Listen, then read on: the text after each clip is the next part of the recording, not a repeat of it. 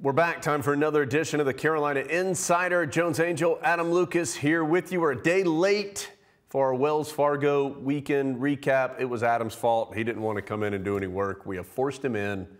Adam, are you ready? I'm against my will, but I'm ready. All right, let's start with baseball. Not a good weekend for the Tar Heels, as involved in three very close games with Boston College. Came up on the wrong side of all three. Adam, that seemed to motivate the Heels, though, as they bounced back on Tuesday evening and laid the hammer down against UNCW. 18-2, the final score in that one. And the Tar Heels produced in some situations against UNCW that they had struggled against Boston College, most notably with the bases loaded. And as you can guess by the 18 runs, got a lot of hits in those situations against the Seahawks. Mac Horvath homers twice, drives in 8 runs. Casey Cook's been on base 30 games in a row, kind of quietly. He's having a great year, the redshirt freshman outfielder for the Tar Heels. Carolina will now head up to Virginia Tech this weekend with A, some unsteady weather, not sure how that schedule is going to play out, and B, some unsteady pitching schedules. They've moved Max Carlson off the Friday spot. Connor Bovair is going to go there probably. Connor Bovair has been great for Carolina. And then beyond that Friday, Tar Heels a little bit unsettled on the mound. So we will see how the Tar Heels handle their pitching and handle some important games, ones that Carolina needs to get back on the right side of things coming up this weekend against Virginia Tech. Let's go from baseball to softball, and Tar Heels had a terrific weekend in that sport, sweeping NC State. Carolina closing back in on that 500 mark, had a rough first half of the season, playing much better here in the back half. Carolina now 23-25 overall, but 11-9 in ACC play. We just talked to Lily Backus last week. Of course, she had wins in game 1 and 2 of that weekend series sweep against NC State. Had the save in game 3. She let somebody else get the win, but she got the save. And Adam, a unique occurrence in one of the games against NC State. Game 3, wild finish for the Tar Heels as they come from behind. Alex Brown with the inside the park 3-run home run to take the lead here, as you see in the top of the 7th. Impressive bit of hitting by Alex as she sort of steers it down the right field line and then just never stops. And never stops, including when Donna Papa in the third base coach's box says, come on, stop. I'm taking a charge. Never mind, just go. You're safe. Yes, well done, Alex Brown.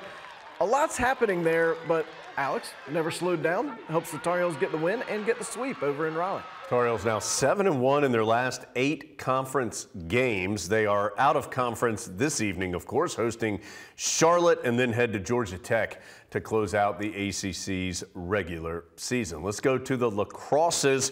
Women's Lax starting ACC tournament play. Tar Heels number 6 in the country, number 3 seed in the ACC tournament. That is being played in Charlotte. Tar Heels, Adam, have won 6 consecutive ACC tournament titles. And it's going to be tough this year because, as usual, ACC women's lacrosse is stacked. Carolina, Boston College, Syracuse, all national championship contenders in addition to ACC contenders. Carolina's going to open up against Clemson. Tigers in their first year as a varsity program, but they're still a ranked squad. Carolina beat them 17-8 earlier this season.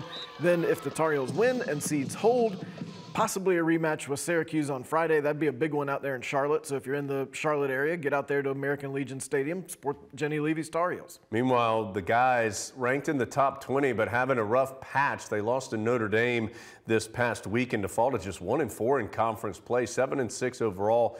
They host Notre Dame after a week off. So their last game was against Notre Dame. Their next game is against Notre Dame. That is coming up on May 6th. So still a little bit of time before that match. That is Senior Day in Chapel Hill.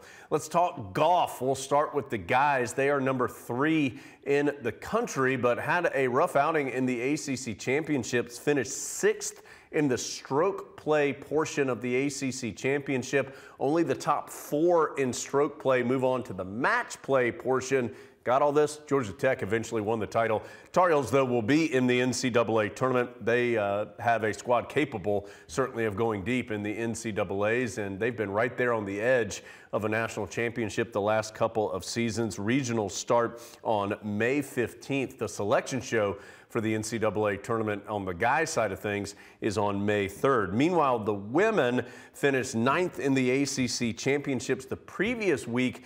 Their NCAA tournament show is actually today. So as Adam and I are doing this now, we don't know, but you can go to GoHeels.com, find out. The women feel like they're on the right side of that tournament bubble as far as regionals are concerned for women's golf, but don't know that for 100% certainty. So again, check out GoHeels.com. All your Carolina social media outlets will let you know if the women's golf team is heading to the regional round. Adam, that leads us to tennis, where women's tennis, #1 in the nation, but fell short in the ACC title match. Kind of like men's golf. If you're going to have an off weekend, go ahead and get it out of the way during the ACC play.